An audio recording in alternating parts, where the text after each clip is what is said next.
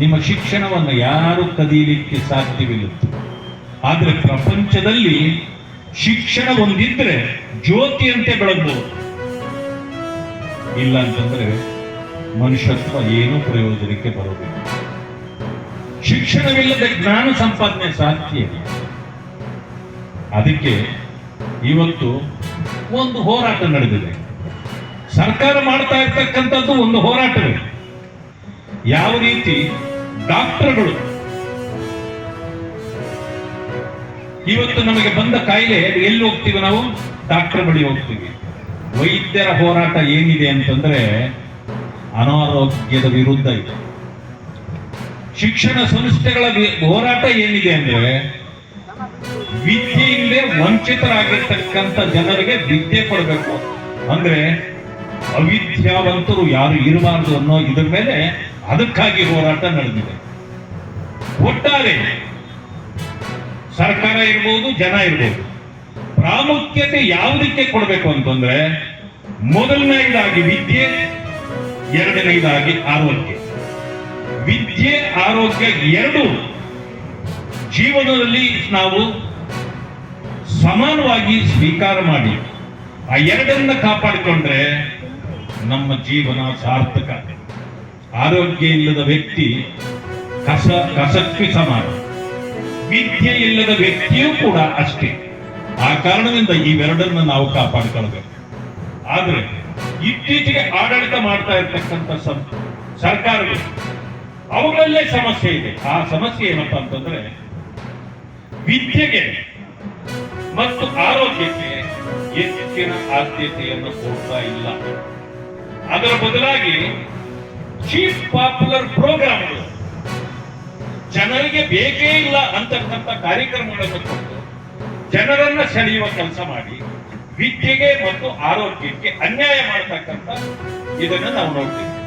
ಆ ಕಾರಣದಿಂದ ನೀವು ಸರ್ಕಾರಿ ಶಾಲೆಗಳು ಇವತ್ತು ಮುಚ್ತಾ ಇವೆ. ಶಾಲಾ ಕಾಲೇಜುಗಳು ಸರ್ಕಾರಿ ಅಲ್ಲಿ ಇವತ್ತು ಗುಣಮಟ್ಟ ಇಲ್ಲದೆ ಅವು ಮುಚ್ತಾ ಇವೆ. ಆ ಕಾರಣದಿಂದ ಏನಾಗಿದೆ, private colleges or schools competition ಜಾಸ್ತಿ ಆಗಿದೆ. ಕಾಂಪಿಟೇಷನ್ ಹೆಚ್ಚಾದಾಗ ಅಲ್ಲಿ ಯಾರು ಶ್ರೀಮಂತರು ಇರ್ತಾರೋ ಅವರು ಹಣ ಹಾಕಿ ದೊಡ್ಡ ಶಾಲಾ ಕಾಲೇಜುಗಳನ್ನು ತೆಗೆದು ಹಣ ಮಾಡ್ತಾರೆ. ಆದ್ರೆ ಸಣ್ಣ ಶಾಲೆಗಳನ್ನ ಕಾಲೇಜುಗಳನ್ನ ತುಂಬಾ ಕಷ್ಟಪಟ್ಟು ತೆಗಿತಾರಲ್ಲ, ಅವರು ಅವರಷ್ಟು ಹಣ ಮಾಡ್ಲಿಕ್ಕೂ ಆಗೋದಿಲ್ಲ, ಉತ್ತಮ ಎಜುಕೇಶನ್ ಕೊಡ್ಲಿಕ್ಕೂ ಆಗೋದಿಲ್ಲ. ಯಾಕೆ ಅಂತಂದ್ರೆ ಅವರು ಕಷ್ಟದಲ್ಲಿ ಬಂದಿರ್ತಾರೆ. ಈ ರೀತಿ ಕಾಂಪಿಟೇಷನ್ ಕ್ರಿಯೇಟ್ ಮಾಡ್ತಿರೋರು ಯಾರು ಅಂತಂದ್ರೆ ಅದು ಜನ ಅಲ್ಲ, ಅದು ನಮ್ಮನ್ನ ಆಡಳಿತ ಮಾಡ್ತಿರ್ತಕ್ಕಂಥ ಸರ್ಕಾರ. ಬರುವ 27, 28 ಅದನ್ನ ಒಂದು ಪೋಸ್ಟರ್ಗಳು ನಮ್ಮ ಒಂದಷ್ಟು ಜನ ವಾಟ್ಸಪ್ಗಳು ಎಲ್ಲ ಕಡೆ ನಾನೇ ಖುದ್ದು ಹಾಕಿದ್ದೀನಿ. ಯಾರಿಗಾದರೂ ಹಾಕಿರಲಿಲ್ಲ ಅಂದರೆ ಕೇಳಿದರೆ ಅವ್ರಿಗೂ ಕೂಡ ಹಾಕ್ಕೊಡ್ತೇವೆ. 2 ದಿನದ ಚಿಂತನ ಶಿಬಿರ. ಸುಮಾರು ಅತಿ ಹಿಂದುಳಿದ ಮಠಾಧಿಪತಿಗಳು 40 ಜನ ಸ್ವಾಮೀಜಿಗಳು ಈ 2 ದಿನದ ಚಿಂತನ ಶಿಬಿರದಲ್ಲಿ ಭಾಗವಹಿಸಲಿದೆ. ಶ್ರೀ ಶರಣಬಸವೇಶ್ವರ ಮಠದ ಆವರಣದ ಯಾತ್ರಿ ನಿವಾಸಲ್ಲಿ 2 ದಿನದ ಕಾಲ ಈ ಕಾರ್ಯಕ್ರಮವನ್ನೇ ನಡೆಯಲಿದೆ. ಕಾರ್ಯಕ್ರಮದ ಉದ್ಘಾಟನೆಯನ್ನು ಮಾಜಿ ಸಚಿವರು, ಹಾಲಿ ಗಾಣಿಗರ ಸಮುದಾಯದ ಪೀಠದ ಜಗದ್ಗುರುಗಳು ಆದ ಸನ್ಮಾನ್ಯ ತೈಲೇಂದ್ರ ಜಗದ್ಗುರು ಪೀಠದ ಪೂರ್ಣಾನಂದಪುರಿ ಸ್ವಾಮೀಜಿ, ಅವರ ಹಳೆಯ ಹೆಸರು ತಾವು ಕೇಳಿರ್ಬೋದು, ವಿ ಜೆ ಪುಟ್ಟಸ್ವಾಮಿ ಅಂತ ಹೇಳಿ ಅವರು ಮಿನಿಸ್ಟರ್ ಆಗಿದ್ದರು, ಯಡಿಯೂರಪ್ಪ ಸಚಿವರೆಲ್ಲ ಮಿನಿಸ್ಟರ್ ಆಗಿದ್ದರು, 2 ಸಲ MLC ಆಗಿದ್ದರು. ಅವರು ಈ ಕಾರ್ಯಕ್ರಮವನ್ನು ಉದ್ಘಾಟನೆ ಮಾಡ್ತಾರೆ. ಕಾರಣ ಏನು ಅಂದರೆ ಭಾಳಷ್ಟು ಹಿಂದುಳಿದ ವರ್ಗಗಳಿಗೆ ಆಗಿರತಕ್ಕಂಥ ಅನ್ಯಾಯಗಳ ಬಗ್ಗೆ ಅವ್ರಿಗೆ ಭಾಳಷ್ಟು ಸಂಪೂರ್ಣ ಮಾಹಿತಿ ಅವ್ರಿಗಿದೆ. ಆದ್ದರಿಂದ ನಾವು ಅವರನ್ನು ಈ ಕಾರ್ಯಕ್ರಮ ಉದ್ಘಾಟನೆಗೆ ಕರೆದಿದ್ದೀವಿ. ಅತಿ ಹಿಂದುಳಿದ ಮಠಾಧೀಶರ ಮಹಾಸಭೆಯನ್ನು ರಾಜ್ಯದಲ್ಲಿ ಪ್ರಾರಂಭವಾಗಿ ಈಗಾಗಲೇ 4ನೇ ವರ್ಷದಲ್ಲಿ ಸ್ಟಾರ್ಟ್ ಆಗಿದೆ. ಯಾಕೆ ಅತಿ ಹಿಂದುಳಿದ ಮಠಾಧೀಶರ ಮಹಾಸಭೆಯನ್ನೇ ಪ್ರಾರಂಭ ಮಾಡಿದ ಉದ್ದೇಶವೇನು? ಈ ರಾಜ್ಯದಲ್ಲಿ ಒಂದು ಹಿಂದುಳಿದ ಒಕ್ಕೂಟ ಇದೆ.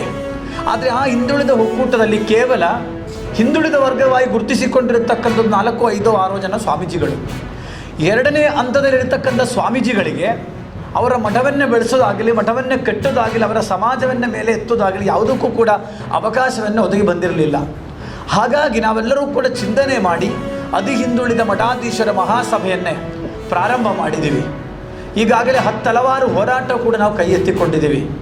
ಇವತ್ತು ನಮಗೆಲ್ಲ ಗೊತ್ತಿರುವ ಹಾಗೆ ಕೇವಲ ರಾಜ್ಯ ಸರ್ಕಾರಗಳಲ್ಲಿ ಬಜೆಟ್ಗಳನ್ನೇ ಮಂಡನೆ ಮಾಡುವ ಸಂದರ್ಭದಲ್ಲಿ ರಾಜ್ಯದ ದೊಡ್ಡ ದೊಡ್ಡ ಮಠಗಳಿಗೆ ಹಣವನ್ನು ಕೊಡ್ತಾರೆ, ಎಲ್ಲ ರೀತಿ ಫೆಸಿಲಿಟಿ ಕೊಡ್ತಾರೆ. ಇವತ್ತು ಸಣ್ಣ ಸಣ್ಣ ಮಠಗಳಿಗೆ ಯಾವುದೂ ರೀತಿಯಲ್ಲಿ ಫೆಸಿಲಿಟಿಗಳು ಇಲ್ಲ ಅಂತಕ್ಕಂಥದ್ದು ನಮಗೆಲ್ಲ ಗೊತ್ತಿರತಕ್ಕ